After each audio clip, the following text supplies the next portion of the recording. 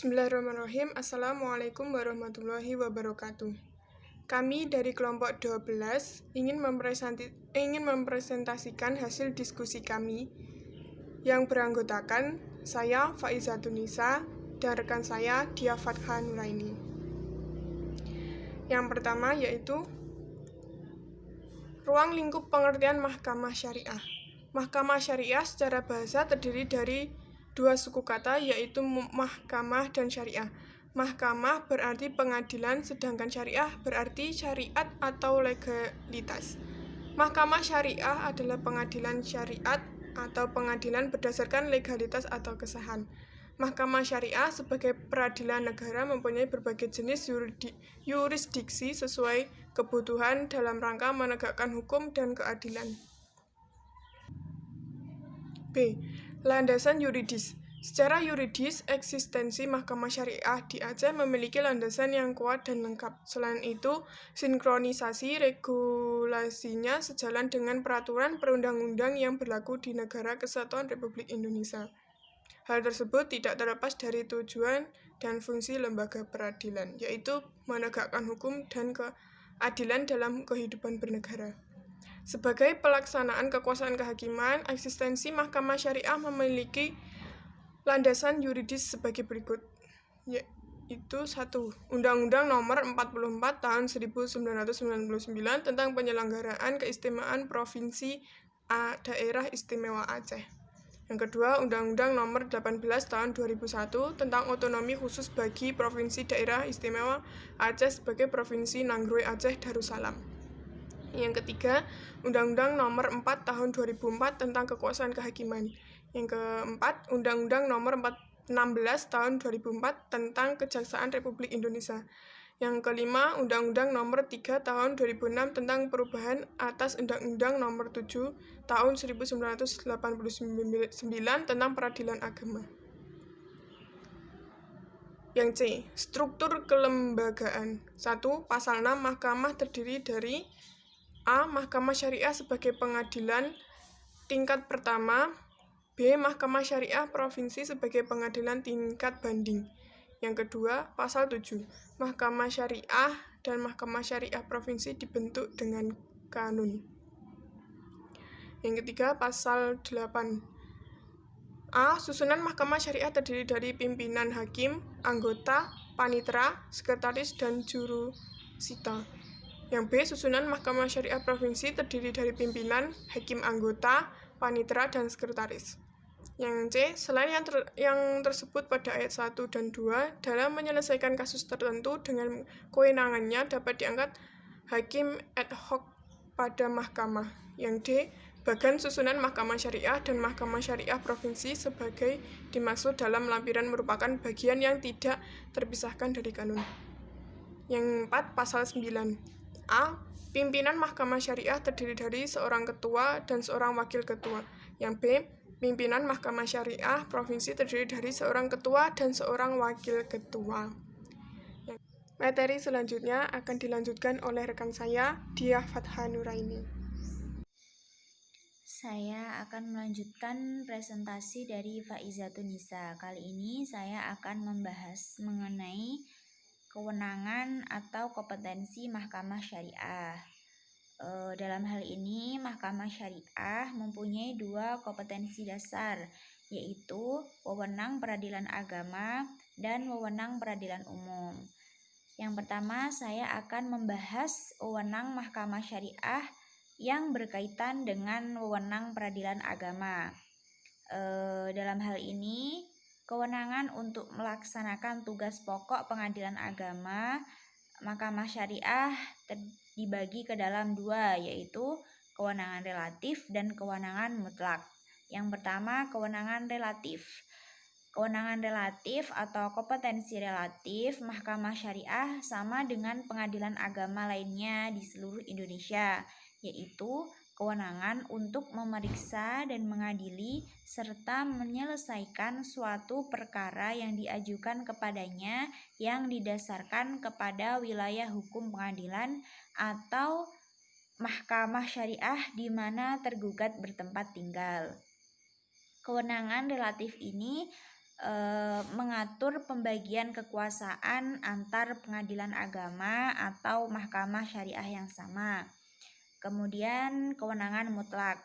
Kewenangan mutlak atau bisa disebut dengan kompetensi absolut merupakan wewenang peradilan untuk memeriksa suatu perkara tertentu yang mutlak tidak bisa diperiksa oleh badan peradilan yang lainnya.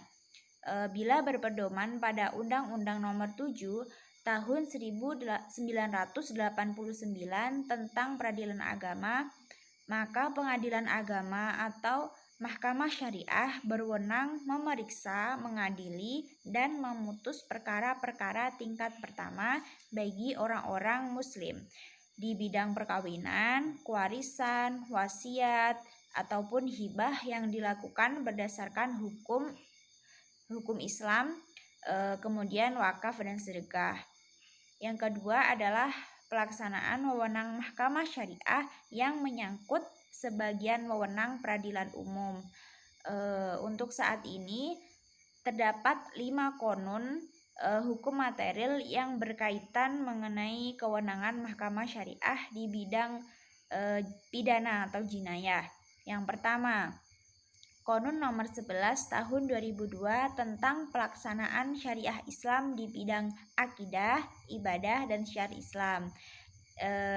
Di dalam ini terdapat 5 macam perbuatan yang dianggap sebagai tindak pidana, yakni penyebaran paham atau aliran sesat, tidak sholat Jumat 3 kali berturut-turut tanpa uzur syar'i, kemudian menyediakan fasilitas atau peluang kepada orang muslim yang tanpa uzur untuk tidak berpuasa, kemudian makan atau minum di tempat umum pada siang hari pada bulan Ramadan, dan yang terakhir adalah tidak berbusana islami.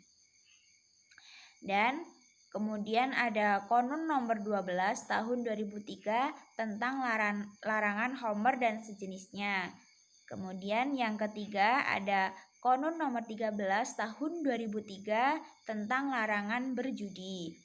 Yang keempat, Konun nomor 14 tahun 2003 tentang larangan berholwat atau mesum. Yang kelima, Konun nomor 7 tahun 2004 tentang pengelolaan zakat. Juga terdapat beberapa perbuatan yang dikategorikan sebagai tindak pidana yang menjadi mahkamah syariah yang mengadilinya.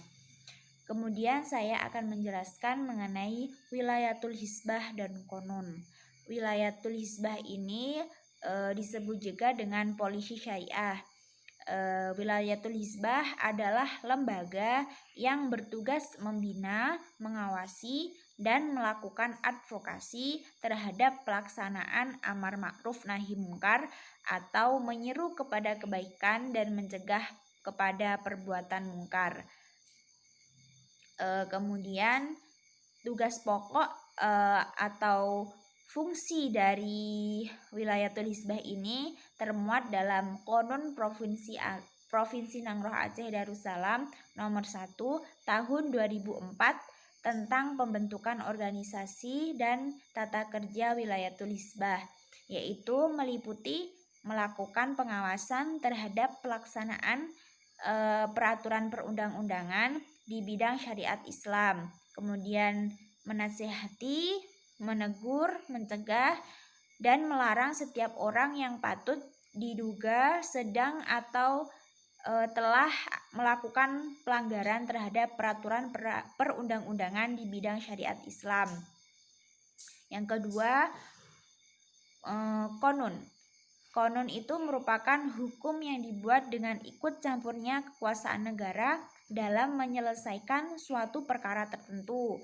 Misalnya konun ahwal syahsyah, konun muamalah, konun jinayah, dan lain sebagainya. Namun banyak konun yang harus dibuat oleh pemerintah Provinsi Nanggro Aceh Darussalam sebagaimana yang dikehendaki dalam UU nomor 18 tahun 2001, yaitu sebagai berikut. Tahun 2002 itu telah disahkan 24 konun, mulai dari Konun nomor 1 2002 tentang Pola Dasar Pembangunan Provinsi Nangro Aceh Darussalam sampai nomor 24 tahun 2002 tentang APBD. Sedang yang menyangkut Mahkamah Syariah yaitu Qonun nomor 10 tahun 2002 tentang Peradilan Syariat Islam. Selanjutnya adalah studi komparasi atau perbandingan dengan negara lain. Kali ini saya mengambil negara Arab Saudi dan Malaysia. Untuk negara Arab Saudi, di antara berbagai aspek syariat Islam yang masih berlaku di negara Arab Saudi ini adalah hukum Islam tentang kejahatan atau hukum pidana Islam. Secara singkat, aspek-aspek pidana Islam yang berlaku di negara ini itu hukuman hudud itu bagi kejahatan terhadap kekayaan dan kejahatan terhadap seksual. Kejahatan terhadap kekayaan misalnya pencurian, perampokan, kemudian terhadap seksual adalah zina, perkosaan, homoseksual, dan lesbian. Kemudian tuduhan palsu terhadap pelaku zina. Hukumannya hudud antara lain potong tangan bagi pencuri, cambukan bagi pezina dan penuduh zina. Selain itu juga berlaku kisos dan diat atau kompensasi bagi korban keluarganya dalam hal korban atau keluarga memaafkan ataupun tidak menuntut kisos. Dan yang terakhir adalah kafarot. Selain itu ada juga takzir atau hukuman di luar yang ditentukan oleh Al-Quran dan Sunnah. Negara ini diakui sebagai negara pertama yang melakukan kodifikasi hukum Islam dengan teknik perundang-undangan modern. Selanjutnya adalah negara Malaysia. Mahkamah Syariat di Malaysia ini lebih jelasnya tertuang pada akte perlembagaan. Berdasarkan akte perlembagaan ini secara umum Mahkamah Syariah di Malaysia terbatas hanya kepada aspek hukum perorangan dan kekeluargaan.